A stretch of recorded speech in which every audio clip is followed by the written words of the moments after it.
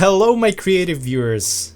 I forgot what I have to say. Hello my creative viewers! Today I'll be going over what creativity actually is and why today so many people struggle with creativity. So, what's creativity? Creativity is an essential part of us humans. It's not something mythical.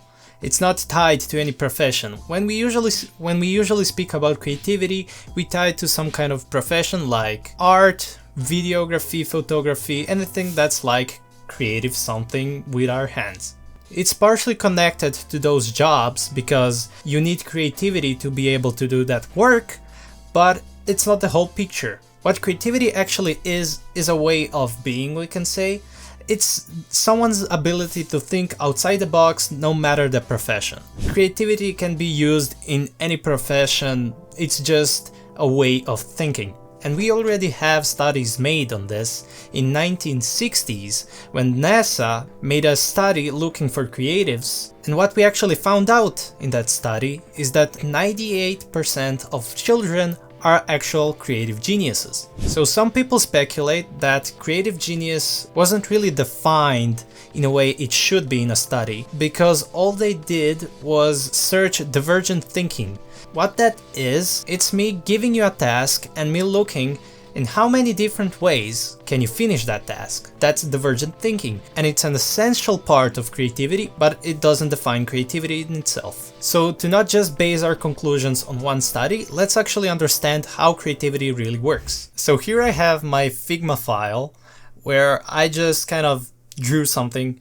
I have my little tree that explains creativity in some kind of way. So we will use that today. Neurologists explain that creativity is actually a sync of three brain modes: default mode network, executive control network, and silence network. I haven't looked up how you pronounce silence network, so I'm gonna pronounce it like silence network. If I pronounced it wrong, you tell me in the comments. So creativity usually starts with default mode network. What default mode network is, it's a part of our brain that allows us to come up with an idea. It's mostly active when it's in a resting state. So when we are not focused on external factors, when we're just resting, we are not trying to survive, we are not anxious, we're just chilling. And we are mostly focused on the past or on the future. We're in our memory or we are daydreaming. That's some kind of state we are in. We are chilling, we are not stressed about now, we're just in our brain. We are in our world, using our memories, thinking, daydreaming, thinking about the future, basically just chilling.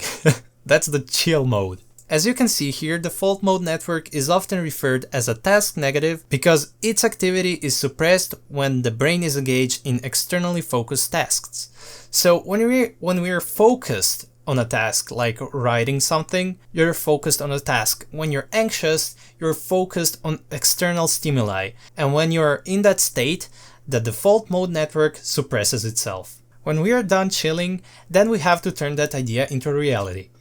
And we do that with executive control network. So this is the part of our brain that helps us turn that idea into reality. And to fully understand how this part works, we have to also know that it works with silence network. What silence network is, it's some kind of a filter in our brain that chooses what's important and what's more important and what's less important, so we can be efficient in our creative journey. So basically now we know how creativity works. The default mode network allows us to generate an idea. Then we activate executive control network, and that co-working with silence network enables us to make that idea into reality. And what creative geniuses or people who mastered creativity actually are, those are the people who can effortlessly switch between those modes. That's what a creative genius should be in theory. And basically that study is saying that 98% of us, when we are children, can flawlessly change between those modes. But it seems like grown-ups can't actually do that, and that's true. By looking in the study, we can see that the percentage drops. When high schoolers were tested, only 17% of high schoolers were creative geniuses. And when tested on adults, only 2% ended up being creative geniuses. So why is this happening to us? Why are we losing our touch with our creativity, if that's just a normal, natural part of us human beings? And I will explain exactly why. So how we have this sync of our mind that helps us be creative, we have things that blocks it and activates it. Let's firstly understand what blocks it. So what actually blocks our creativity is overactive limbic system. That's actually anxiety, fear, or our survival mode, fight or flight mode. Dopamine hijacking as short form content, porn, and shallow validation. We have perfectionism, which I can bet we all experienced in some way, and trauma, which we all have. It's emotional suppression, inner judgment, and learned helplessness. And also a huge factor that blocks our creativity is lack of rest, because it literally suppresses DMN, or default mode network. It doesn't allow us to come up with new ideas, so just the whole ability to be creative is lowered. And why all of this blocks creativity? Well, it's simply because it's putting us in survival mode. When our body is trying to survive, it's not trying to be creative. It can only protect and react. And all of these factors lead to chronic boredom, cynicism and numbness, self-sabotage, projection, like the haters on the internet that hate you for freely expressing yourself in creative ways, so they come after you. That's because they're suppressing their creativity. Don't be mad at them. You can try and help them be more creative. Maybe they'll stop hating, and maybe not. Who cares? That's really rich coming from me. It leads to an addiction to dopamine chasing and also identity fragmentation. A lot of people start to feel like they don't know who they are.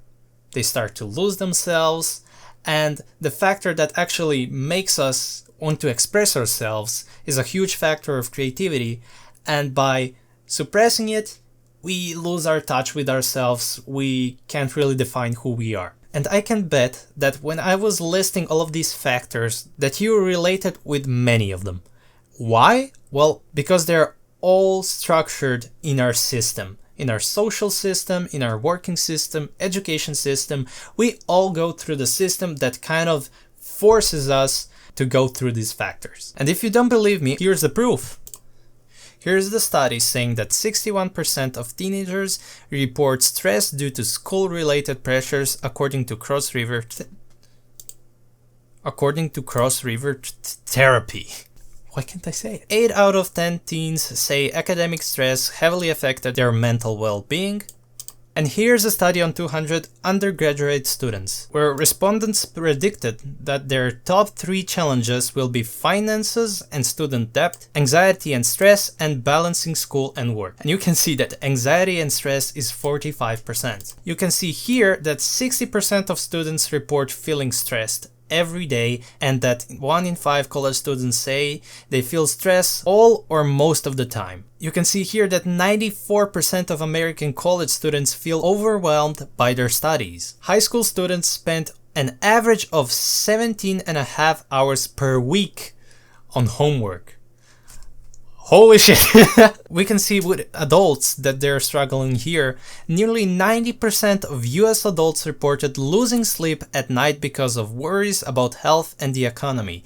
And remember, when we are tired, when we are stressed, we cannot be creative because our body is trying to survive, not be creative. We cannot freely express ourselves in this kind of world. We'll continue with perfectionism. Here's a 2022 study of 16 to 25-year-olds that found that 85% of participants identified having perfectionist traits that were primarily focused on academic achievements and experienced stress that affected their physical and mental health and well-being. It also says burnout cuts across age, genders, and socioeconomic lines, and has only grown worse over the past 3 years as the COVID-19 pandemic has I have no idea how to read these. Pandemic has reached its full potential.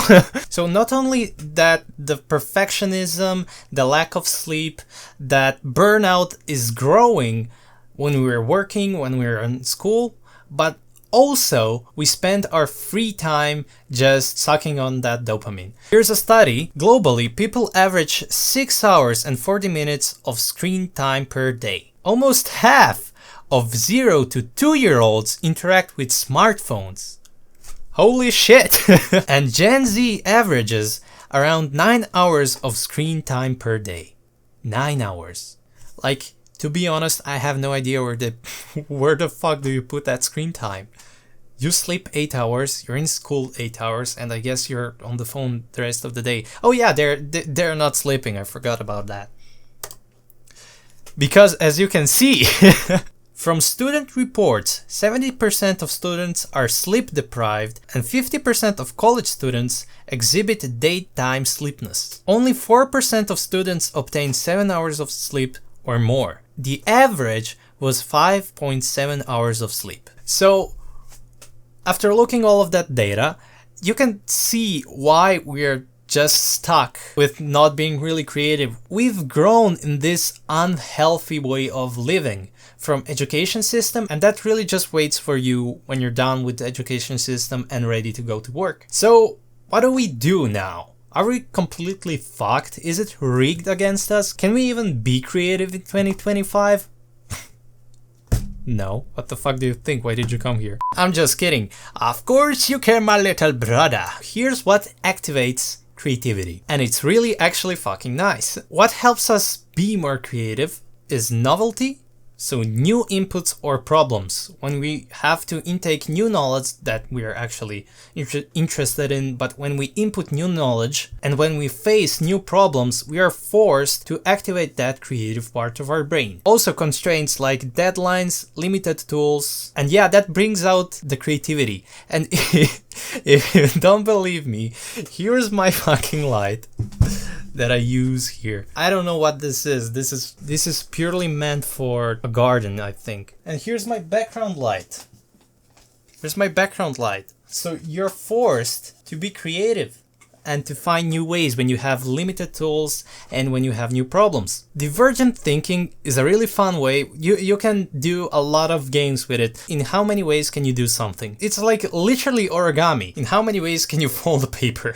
How many ways can you say something really nasty? It's like expanding your brain and forcing you to go into the territory you never went and just use your DMN to find some new ideas to use. I bet you will really like this one. It's the resting states. It's when you're in the shower or in the bath. You know those shower thoughts when you're thinking?